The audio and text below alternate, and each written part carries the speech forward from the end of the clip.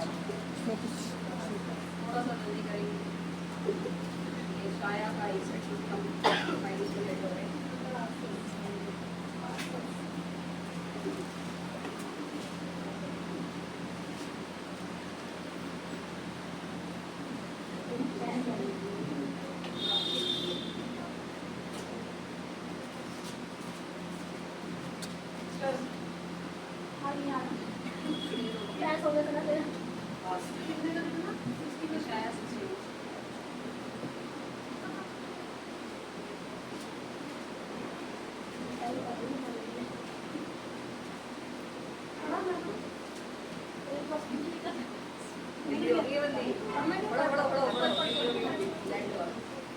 Light जलाना दिख रहा है।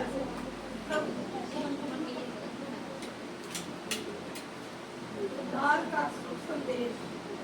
प्रभु ये यहोवा का आत्मा मुझ पर है, क्योंकि यहोवा ने सुसमाचार सुनाने के लिए मेरा अभिषेक किया और मुझे इसलिए भेजा है कि खेदित मन के लोगों को शांति दूं, कि बंदियों के लिए स्वतंत्रता का और कैदियों के लिए छुटकारे का विचार करूं, कि यहोवा के प्रसन्न रहने के वर्ष का और हमारे परमेश्वर पलटा लेने के लिए प्रचार करूं, कि सब विलाप करने वालों को शांति दूं और सियोन के विलाप करने वालों के सिर पर की राख दूर करके सुंदर पगड़ी बांध दूं, कि उसका विलाप दूर करके हर्ष का तेल लगाऊं और उसकी उदासी हटाकर यश और ओढ़ना ओढ़ाऊं, जिससे वे धर्म वे वाज वृक्ष और यहोवा के लगाए हुए कहलाएं और जिससे उसकी महिमा प्रकट हो। तब वे बहुत काल के उजड़े हुए स्थानों को फिर बसाएंगे, पूर्व काल से पड़े हुए खंडरों से वे फिर घर बनाए, उजड़े हुए नगरों को जो पीढ़ी पीढ़ी से उजड़े हुए हो वे फिर नए सिरे से बसाएंगे। परदेसी आ खड़े होंगे और तुम्हारी भेड़ बकरियों को चराएंगे और विदेशी लोग तुम्हारे हल चलाने वाले और दाख की बारी के माली होंगे। पर तुम यहोवा के याजक कहलाओगे, वे तुमको तुम्हारे परमेश्वर के सेवक करेंगे और तुम जाति जाति की धन संपत्ति को खाओगे, उसके वैभव की वस्तु पाकर तुम बढ़ाई करोगे। तुम्हारी नाम खराई के बदले दूना भाग मिलेगा, अनादर के बदले तुम अपने भाग के कारण जय जयकार करोगे। तुम अपने देश में दूने भाग के अधिकारी होंगे और सदा आनंदित बने रहोगे, क्योंकि मैं यहोवा न्याय से प्रीति रखता हूँ, मैं अन्याय और डकैती से घृणा करता हूँ। इसलिए मैं उनका प्रतिफल सच्चाई से दूंगा और उनके साथ सदा की वाचा बांधूंगा। उनका वंश जाति जाति में और उनकी संतान देश देश के लोगों के बीच प्रसिद्ध होगी। जितने उनको देखेंगे पहचान लेंगे कि ये वंश है, उसको परमेश्वर ने आशीष दी है। मैं यहोवा के कारण अधिक आनंदित होऊंगा, मेरा प्राण परमेश्वर के कारण मगन रहेगा, क्योंकि उसने मुझे उद्धार के वस्त्र पहनाए और धर्म की चादर उड़ा दी। जैसे दूल्हा फूलों की माला से अपने आप को सजाता और दुल्हन अपने गहनों से अपना श्रृंगार करती है, क्योंकि जैसे भूमि अपनी उपज को उगाती और बारी में जो कुछ बोया जाता है उसको उपजाती, वैसे ही प्रभु यहोवा सब जातियों के सामने धार्मिकता और धन्यवाद को बढ़ाए। आमीन।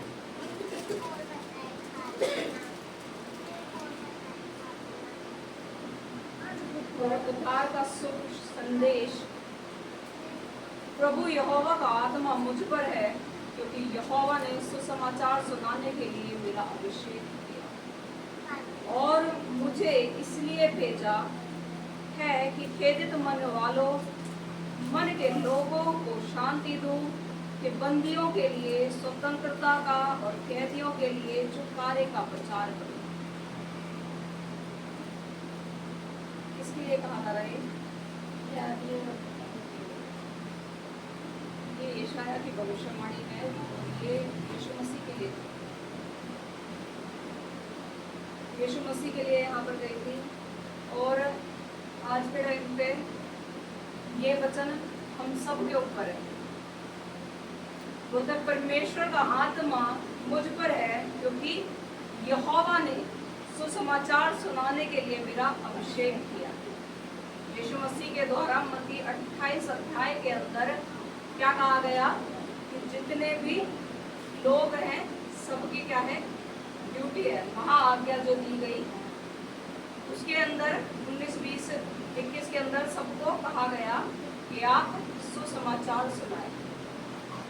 तो हम सबका ये काम है और हम सबका इस काम के लिए क्या करा गया है? अभिषेक किया गया है। और मुझे इसलिए भेजा गया कि खेदित अभी वो सुसमाचार सुनाना किसको है? कौन आपका सुसमाचार सुनेगा? जिसके पास बहुत सारा नोट है, कोई प्रॉब्लम नहीं है, क्या वो इंटरेस्टेड होगा सुनने के लिए? उसको कोई मतलब नहीं है, उसको बस नोटों से प्यार है। बोल रहा है खेदित मन के लोगों को शांति दी। जो खेदित मन वाले, मतलब जिनका क्या है? परेशानी चल रही है जिनको, उनको आप ये शांति का वचन सुना सकते हैं ताकि उनके मन को शांति मिले। और आगे बोलता है बंदियों के लिए स्वतंत्रता का। जो बंदी है कहाँ? जेल में। जेल में, गुनाहों में, या दुष्ट आत्माओं के द्वारा जो बंदी हैं उनको छुड़ाने के लिए आप सुसमाचार सुना सकते हैं। कैदियों के लिए छुटकारे के लिए, कैदियों को छुटकारे का सुसमाचार है। और खेदित मन वालों को शांति का सुसमाचार। जिसका मन खेदित है उसको आप छुटकारे का सुसमाचार सुनाएंगे। हाँ, लोग क्या कहेगा कि पता नहीं यार मैं क्या करूँ इसका, वो समाचार उसके हृदय से बात नहीं करेगा। लेकिन जिसका मन खेदित है, यदि आप उसे क्या करेंगे? शांति का सुसमाचार सुनाएंगे तो उसको आराम आएगा, राहत मिलेगी। और जो बंदी है और कैदी हैं उनको छुटकारे का सुसमाचार हमें सुनाना है। और सुसमाचार क्या है?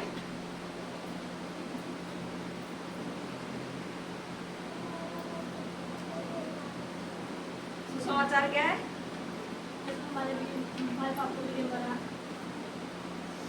यीशु मसीह कुंवारी मरियम था के गर्भ से पैदा होने से लेकर हमारी जो जीवित आशा है उसके ऊपर कि वो हमें लेकर जाएगा। बात होगी, वो पूरा सुसमाचार है। ठीक है? यीशु मसीह कुंवारी मरियम के द्वारा पैदा हुआ, पवित्र आत्मा के द्वारा कुंवारी मरियम से पैदा हुआ, हमारे पापों के कारण मारा गया, गाड़ा गया, तीसरे दिन मुर्दों में से जी उठा और अभी हमारे लिए जगह तैयार करने गया है। वापस आकर हमें लेकर जाएगा। ये पूरा सुसमाचार है। तो ये सुसमाचार हमें उसे सुनाना है। आगे बोलता है कि यहोवा के प्रसन्न रहने के वर्ष का और हमारे परमेश्वर का पलटा लेने का दिन का प्रचार करो। परमेश्वर के प्रसन्न रहने का दिन कौन सा है?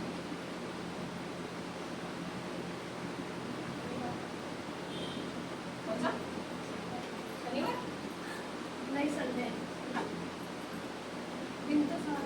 परमेश्वर का प्रसन्न रहने का दिन, जिस दिन हम लोग वचन पढ़ सकते हैं। जिस दिन क्या कर रहे हैं? परमेश्वर का राज्य आएगा। वो दिन उसके प्रसन्न होने का दिन है। क्यों? उसमें ही क्यों प्रसन्न होना है? क्योंकि उसमें सब जितने जन होंगे वो सब उसकी बात मान रहे होंगे। किसी एक जन के बात मानने से और 2 जन बात नहीं मान रहा। छोटा सा उदाहरण दूंगी। यदि माता पिता का एक बच्चा कहना मान रहा है और 2 बच्चे या एक बच्चा नहीं मान रहा है तो क्या होगा? खुश होगा? नहीं होगा। उसकी तरफ से खुश होगा लेकिन दूसरे की तरफ से परेशान रहेगा। इसी रीति जब तक हम परमेश्वर का, हम मतलब सब संसार में जितने भी हैं, परमेश्वर का हुक्म मानने वाले नहीं हो जाएंगे तब तक उसके प्रसन्न रहने का दिन नहीं हो सकता। जिस दिन वो राज्य में आएगा उस दिन उसके प्रसन्न रहने का दिन है। और बोलता है कि सब विलाप करने वालों को शांति मिली। उस समय में क्या होगा? जो भी विलाप कर रहे हैं उन सबको क्या होगा? शांति मिलेगी। कब मिलेगी? कलीसिया तो उठा ले जाएगा वो। यीशु मसीह के राज्य काल में हर एक विलाप करने वाले को शांति मिलेगी। और सियोन के विलाप करने वालों के सिर पर की राख दूर करके सुंदर पगड़ी बांध दो। सियोन के विलाप करने वाले कौन हो गए? जो यीशु मसीह को भी जानते हैं और जानकर क्या करते हैं? पाप नहीं करते,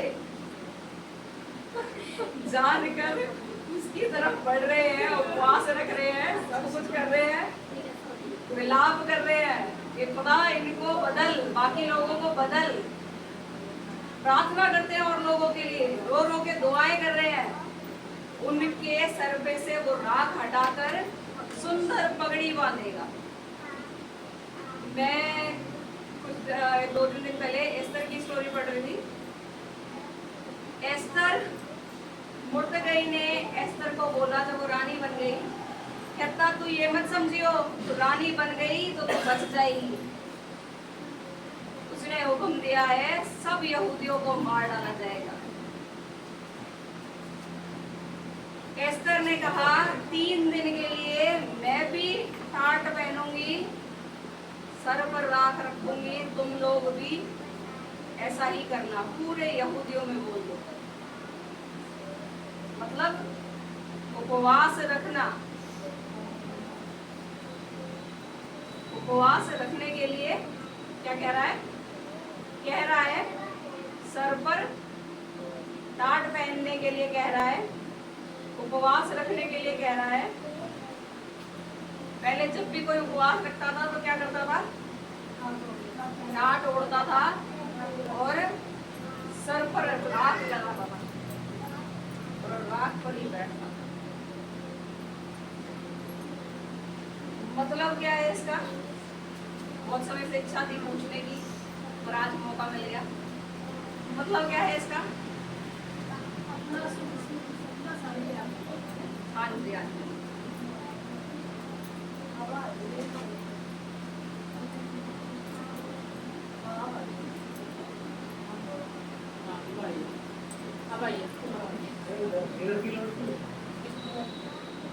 अरे हर जगह आ रही है, रहने दो, बिना रोड के रहने दो, उस साइड पे कर लो थोड़ा, पर कम से कम थोड़ा सा बच्चे चल रहे हो। उधर आ रही है? इधर तो नहीं आ रही। नहीं आ रही तो उधर कर लो, हमने रोड दी है।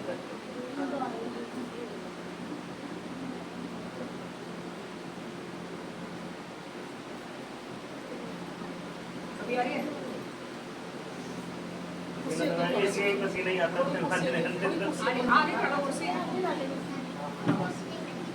नहीं, इधर रख लो।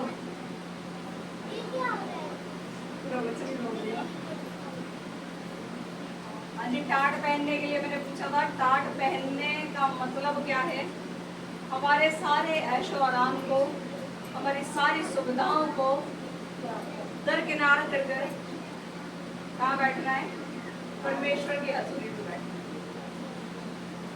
राख सर पे डालने का मतलब राख सब्जी में नहीं जला के और ठंडी करके और या गरम डाल के तो काम ही हो जाना है।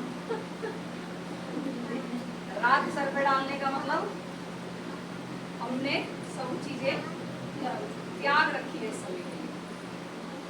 और जब हमने टाट पहना है सिंपल ड्रेसिंग के साथ, हृदय को डाउन करते हुए, नीवा करते हुए हम दिखा रहे हैं कि हम उपवास में हैं।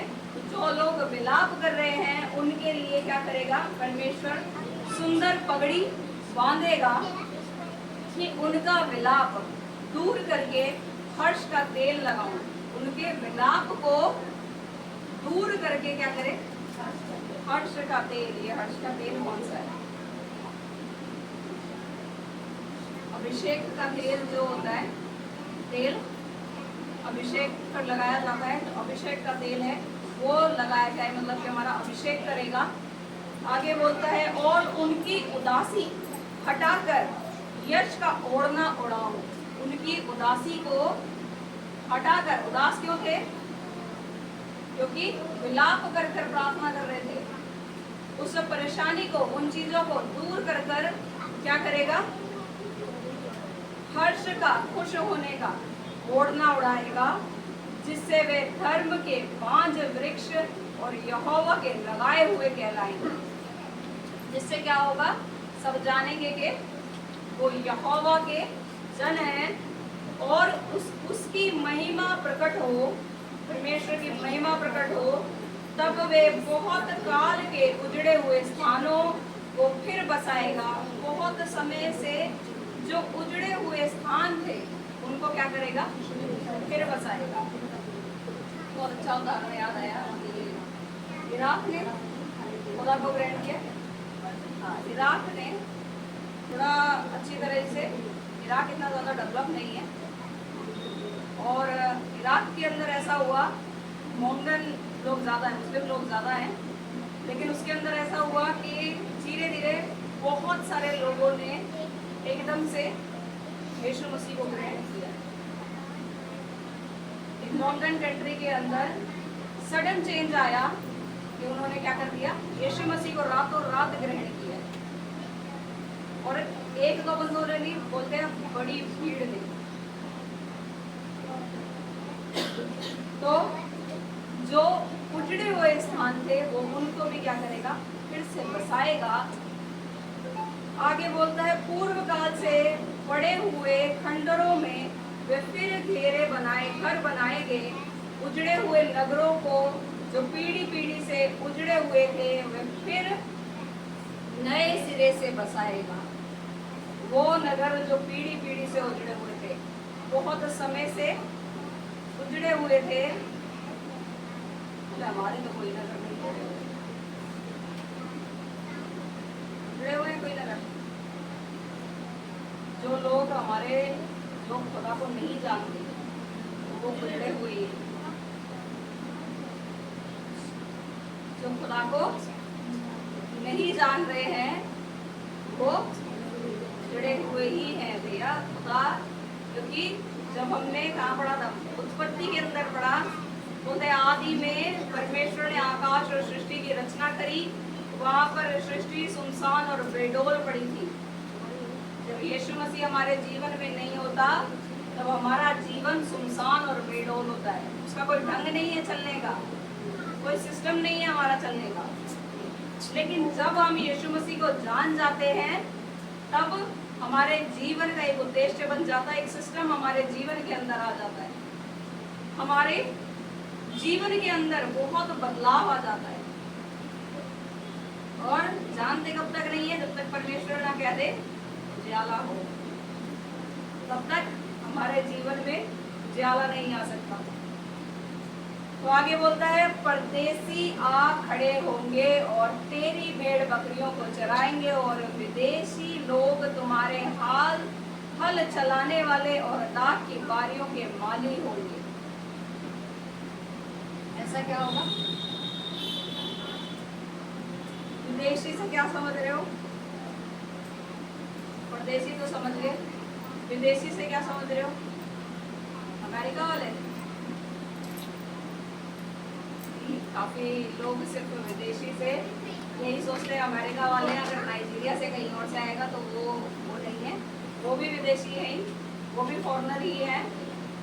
लेकिन यहाँ पर क्या बोल रहा है, जो यीशु मसीह को नहीं जानते होंगे वो आपके यहाँ पर आकर क्या करेंगे, नौकरी चाकरी करेंगे। वो आपके यहाँ पर आपकी भेड़ों को चराएंगे, वो आपके क्या करेंगे, दाख की बारियों को क्या करेंगे, ये माली होंगे, संभालेंगे। जो यीशु मसीह को नहीं जानते वो लोग आपके अंडर काम करेंगे। पर तुम यहोवा के याजक कहलाओगे, वे तुमको हमारे परमेश्वर के सेवक कहेंगे। तुम क्या कहलाओगे, याजक कहलाओगे। यीशु मसीह ने हमें यहाँ पे क्या दिया है, नया नाम दिया है। एक और जगह उसने नया नाम दिया है, कहाँ दिया है,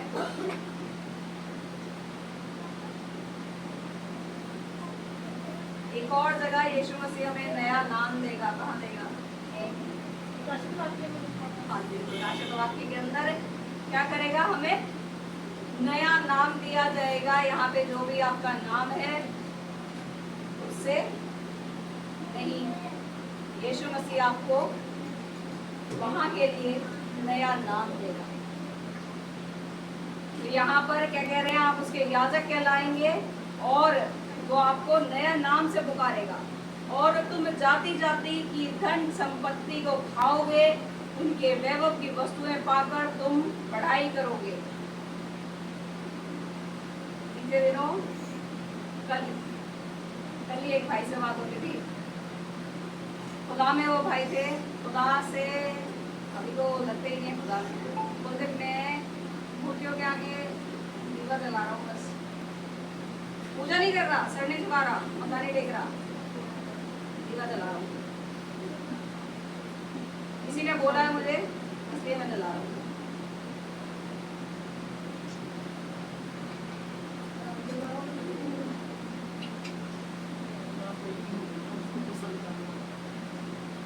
कहते हैं इसमें गलत क्या है, मेरी ड्यूटी है वो, मेरी जो भी मालिक था जहाँ मैं काम कर रहा हूँ उसने कहा है कि भाई तेरे को जलाना है। मैंने पहले मना किया था पर मेरे को ये लगा, मैंने उसको एक बात ही बोली कि भाई तेरे को क्या लगता है यीशु मसीह तेरे को और नौकरी नहीं दे सकता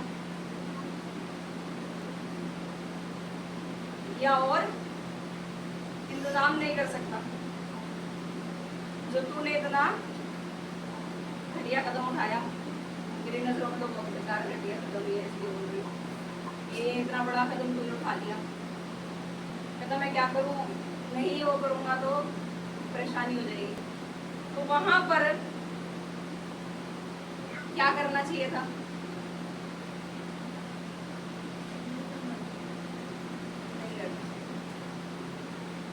शब्द हमेशा का बंदे को क्या कर दिए, भट्टे में डाल दिए गए। लेकिन उनको भी तो यही कहा था, कोई दिया बत्ती थोड़ी करने के लिए कहा था, सिर्फ सर झुकाने के लिए कहा था, लेकिन उसने नहीं झुकाया।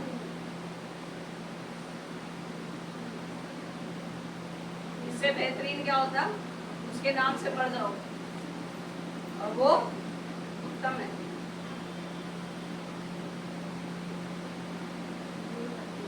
और आगे बोलता है तुम्हारी नामधराई के बदले दुगना भाग मिलेगा। जो भी तुम्हारी नामधराई हो रही है आज के समय में, उसके बदले क्या होगा, दुगना भाग मिलेगा। यहाँ ये क्या चल रहा है, प्रॉमिस चल रहा है, परमेश्वर बोल रहा है मैं तुमको जाति जाति की धन संपत्ति खिला दूंगा। लेकिन हमें विश्वास करने की, परमेश्वर के हुक्म पर चलने की जरूरत है। उनके वैभव की वस्तुएं पाकर तुम तृप्त हो जाओगे। बोलता है जो नामधराई तुम्हारी हो रही है उसके बदले दुगना आशीष दूंगा। अनादर के बदले क्या होगा, तुम अपने भाग के कारण जय जयकार करोगे। जो अभी तुम अनादर झेल रहे हो उसके बदले अब बहुत आदर मिलेगा, जय जयकार करोगे। अपने देश में दुगने भाग के अधिकारी होगे और सदा आनंदित बने रहोगे। ये परमेश्वर का प्रॉमिस है, क्योंकि मैं यहोवा न्याय से प्रीति रखता हूँ, मैं अन्याय और डकैती से घृणा करता हूँ, इसलिए मैं उनको उनका प्रतिफल सच्चाई से दूंगा और उनके साथ सदा का वाचा बांधूंगा। ये वाचा किसी मनुष्य ने नहीं बांधा है, परमेश्वर ने पहले से आपके साथ बांध के रखा हुआ है। लेकिन जब हमें वाचा पता ही नहीं है, तब हम क्या है, कहीं पे भी भटक जाएंगे। क्या पता ये हो पाएगा, पता नहीं दूसरी नौकरी कितने टाइम में मिलेगी, नहीं मिलेगी, कितना क्या हो पाएगा। वहां पर हमें क्या क्लेम करने की जरूरत है? वचन को क्लेम करने की जरूरत है। उनको वंश जाति जाति में और उनकी संतान देश देश के लोगों के बीच प्रसिद्ध होगी। जितने उनको देखेंगे पहचान लेंगे कि ये वह वंश है जिसको परमेश्वर ने आशीष दी है।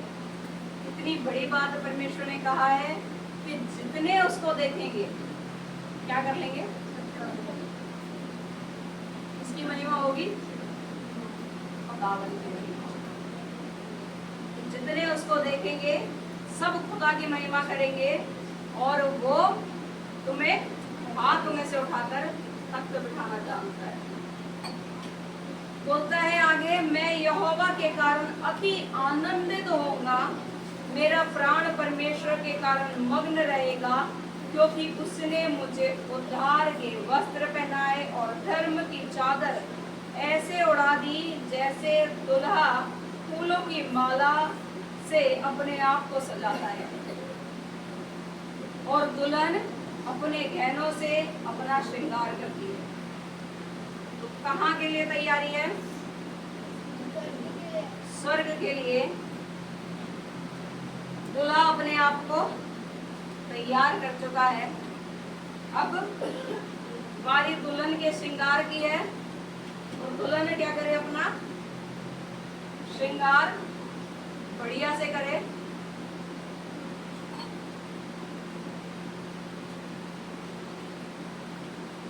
मुझसे 2 बार ऐसा हुआ है, 2-3 बार ऐसा हुआ है कि लोगों ने पूछा है कि आप कुछ मेकअप, कुछ लिपस्टिक, कुछ भी क्यों नहीं लगाते हैं? तो मेरा जवाब थोड़ा हो सकता है आपको अजीब लगे, पर मेरी सोच ये है कि खुदा ने जैसा हमें बनाया है उत्तम बनाया है। हम खुदा के बनाए हुए के ऊपर क्या कर रहे हैं? अपनी कारीगरी करके बोलते हैं खुदा अब हम अच्छे लग रहे हैं। तब हम तेरे से बनाने में थोड़ी कमी रही होगी, अब हम अच्छे लग रहे हैं। खुदा की बनाई हुई चीज को मॉडिफाई करके हम बोलते हैं खुदा अब अच्छे लग रहे हैं। और जब मुझे ये पता चला कि हाँ, मैंने उसको पूरा उस विषय में बताकर पूरा सुसमाचार उसको सुनाया और वहां से मैं और दृढ़ हुई कि अब तो बिल्कुल नहीं करना। अगर ये ना करने से खुदा को महिमा मिल रही है तो इससे जबरदस्त चीज क्या है? अगर हम संसार की तरह ही चल रहे हैं तो संसार और हम में अंतर क्या हुआ? कोई नहीं पलट के पूछेगा कि क्या है क्या नहीं। यार ये भी हमारे जैसे, हम भी इनके जैसे। लेकिन अगर आप हटकर हैं वही तो आपकी यूनिकनेस है। और यूनिक चीजें क्या है? हमेशा महंगी मिलती है। यीशु मसीह यूनिक है। क्यों? क्योंकि उसने, सबने आए मारा काटा, उसने सबको क्षमा किया। एकदम अलग हटकर उसका कॉन्सेप्ट है और आज तक उसके बराबर कोई नहीं कर पाया और ना कभी कोई कर पाएगा। तो जो हमारा खुदा है उसके लिए हम क्या नहीं कर सकते? जितना भाग हम कर सके उतना क्या है? कम है।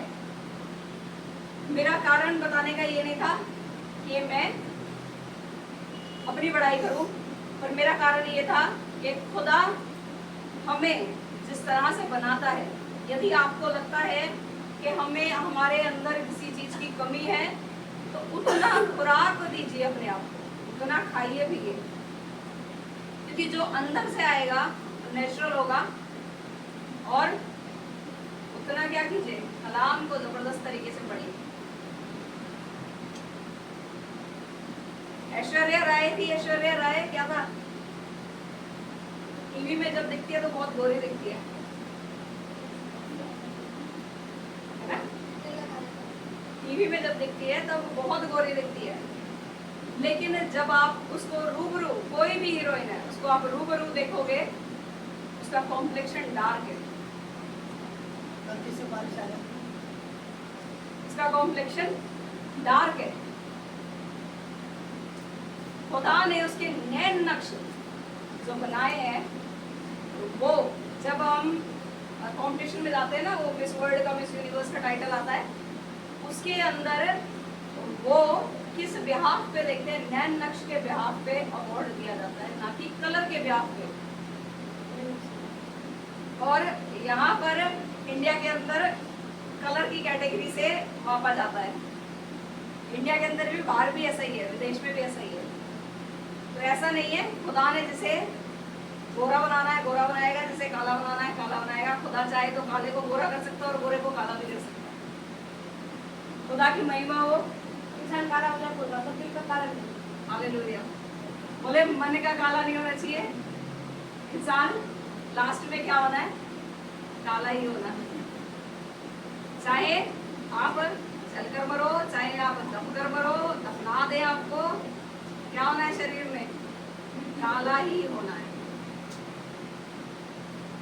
बोलते हैं मैं यहोवा के कारण अति आनंदित रहूंगा, मेरा प्राण परमेश्वर के कारण मग्न रहेगा, क्योंकि उसने मुझे उद्धार का वस्त्र पहनाया है, धर्म की चादर ओढ़ी है। धर्मी तो हम में से कोई भी नहीं है, लेकिन खुदा ने अपने लहू की चादर हमें उड़ाई है ताकि हम धर्मी दिखें।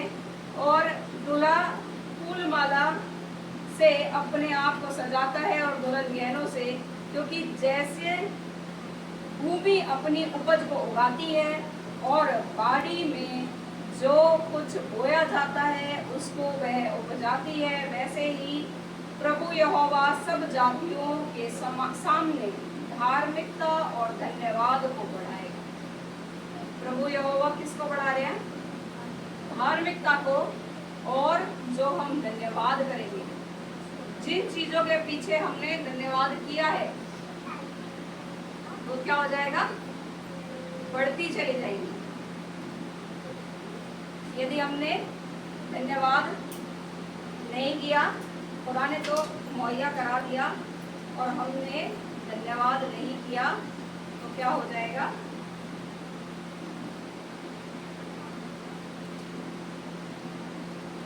मुश्किल आ जाएगी। इन्हीं वचनों के साथ जय मसीह की। एक प्रार्थना विषय है, रिंकू फिर से घर से गया हुआ है, कल से आंटी बता रही है, सब मिलकर एक बार रिंकू के लिए भी प्रार्थना करेंगे। मुझे मेरी प्रार्थना करने के बाद रिंकू के लिए भी प्रार्थना करेंगे कि वो आने।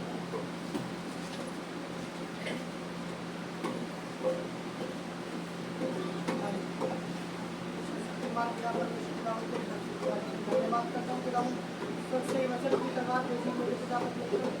धन्यवाद करता हूँ, ये वचन की तलवार हम सब कह जब श्वेत पाएंगे खुदा, ये वचन हम सब कह जब बच्चों को नहीं पाया। धन्यवाद करता हूँ, उन्हें हमें बुद्धि दी, समझ दी, ज्ञान दिया मेरे पिता परमेश्वर, ताकि तेरी बातों को समझ पाऊंगा खुदावन। सच्ची मेरे पिता, हमारा मेरे पिता परमेश्वर 5% फुर्सत हुई है मेरे पिता परमेश्वर, उससे ही हम मेरे पिता परमेश्वर जुड़े हुए हैं। जिस तरह तुमने बनाया है मेरे पिता परमेश्वर खुदावन, सब तेरा कार्य पूरा खुदावन मेरे पिता, तो अपने स्वाद बुला देगा खुदावन। तो वो भी दुष्ट मेरे पिता हमारी मेरे पिता परमेश्वर आत्मा को खुदावन चुरा लो भाई, शरीर को नुकसान पहुँचा पाए खुदावन। मेरे पिता ये शरीर प्राण आत्मा दे दिए हुए हैं, इसलिए खुदावन मेरे पिता मैं अपने अपने परिवार के अपने घराने के खुदावन, कलीसिया का हर एक जन उसके परिवार के घराने को प्राण देगा मेरे पिता। हमको कुछ बात करने तेरे राज में मिल का पत्थर साबित हो गए खुदावन। हम सब मिलकर खुदावन तेरे राज्य की खोज कर पाए खुदावन। तेरा कलाम करता है मेरे पिता, तेरे राज्य की खोज करो, बाकी सब चीज पर बिछाएगी तेरे राज्य की खोज कर। इस वक्त मेरे पिता परमेश्वर आंटी जी के लिए मेरे पिता परमेश्वर सब जन अपना हाथ बढ़ाएंगे। खुदावन मेरे पिता परमेश्वर, खुदावन भाई रिंकू के लिए मेरे मांग लेता हूँ मेरे पिता परमेश्वर। बेशक मेरे पिता उसके पास संसारिक पूंजी नहीं है मेरे पिता परमेश्वर, परंतु मेरे पिता ये विश्वास करता हूँ खुदावन मेरे पिता उसको आत्मिक पूंजी देना पिता। क्या सही है क्या गलत है मेरे पिता परमेश्वर मैं नहीं जानता मेरे पिता।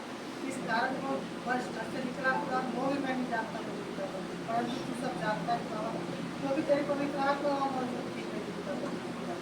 भाई को मेरे पिता परमेश्वर खुदावन जहाँ गया एकदम मेरे पिता तेरे पवित्र आत्मा के साथ रहे खुदावन मेरे पिता। जिस तरह वो गया मेरे पिता परमेश्वर सही खुदावन उसको वापस लेके आया मेरे पिता। क्योंकि मेरे पिता हम किसी पेड़ पौधों का तेरी उंगली ने हाथ में पड़ा, तेरी उंगली हाथ में पड़ा मेरे पिता, उन्होंने तेरी उंगली हाथ में पड़ा मेरे पिता अभिलक्षित हुआ पिता। हम सब पिता अपना मेरे पिता विश्वास तू लेके आएगा पिता। उनके घर में हर एक प्रकार का क्लेश मेरे पिता परमेश्वर, खुदावन हर एक प्रकार की शांति जो सब भंग हुई मेरे पिता उनको दूर करना मेरे पिता परमेश्वर। खुदावन मेरे पिता परमेश्वर हम सब मेरे पिता परमेश्वर इनका बोझ खुदावन अपना बोझ अपने परिवार का बोझ खुदावन इन सब के परिवारों का बोझ मेरे पिता तुझे देता हूँ बदले में इन सबके शांति मांगे इन सबके जीवन में शांति प्रदान करना मेरे मेरे पिता इन सबके बोझों को मैं तुझे देता हूँ दया करना अनुग्रह करो खुदावन ये लोग भी जानते मेरे पिता परमेश्वर जानता है खुदावन तूने कहा है मेरे पिता परमेश्वर सत्य को जानो सत्य को सफल करेगा मेरे पिता तू ही आदि तू ही अंत है, तू अल्फा तू ओमेगा है मेरे पिता। तू हमारा 5% पीछे तू ही खुदावन, तू सब जानता है खुदावन क्या था क्या है और क्या होने वाला है मेरे पिता। इसलिए मेरे पिता हम अपने आप को नर्म करते हैं खुदावन, अपने आप को शून्य करते हैं खुदावन तेरे समक्ष लेके आते हैं खुदावन हर एक तरीके से सुनना हर एक तरीके से बातचीत करना मेरे पिता। ये शरीर हम जानते हैं मेरे पिता दुर्बल है परंतु आत्मा मेरे पिता परम प्रभाव तूने मेरे पिता परमेश्वर ये शरीर आपका प्राण दिया इसकी रक्षा भी तू करेगा उसकी हर एक योजना इन सबके जीवन से दूर होने पाए खुदावन जिस कार्य तू तेरे भेजा वो कार्य कर पाए मेरे पिता परमेश्वर। खुदावन हर एक दुष्ट के जो जमीन की श्राप है मेरे पिता परमेश्वर इस श्रापों को तोड़ देगा उस मसीह के सामने हर एक प्रकार का बंधन तोड़ देता हूँ यीशु मसीह के सामर्थ्य नाम में मेरे पिता इनके ऊपर बन पड़ी जमीनी जो भी मेरे पिता परमेश्वर खुदावन आशीष से जो बन पड़ी खुदावन खोल देता हूँ यीशु मसीह के नाम में खुदावन तेरा कलाम कहता है मेरे पिता परमेश्वर जिसके पाप तू रखेगा उसके पाप में रखूँगा जिसके तू पाप से मैं करेगा मैं उसके पाप से ना करूँगा। आज मेरे पिता परमेश्वर उन सबके पापों को क्षमा करना खुदावन दया करना खुदावन की चाल के ताकि ये उनके बात पालन करें दया करना अनुग्रह करना आज मैं समय तेरे हाथों में रहता हूँ सारी लोग प्रार्थना में